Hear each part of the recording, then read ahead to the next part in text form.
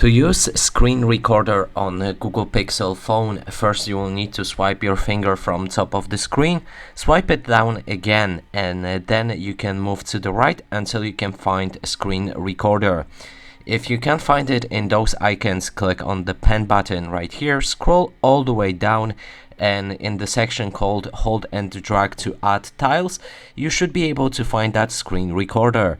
Then click and hold it. In this example, let's say that's the screen recorder, and drop it right here.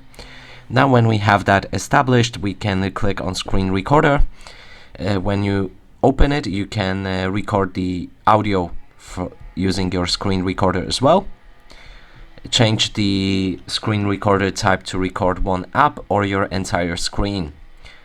In record entire screen, you can also record audio and show touches on the screen as well.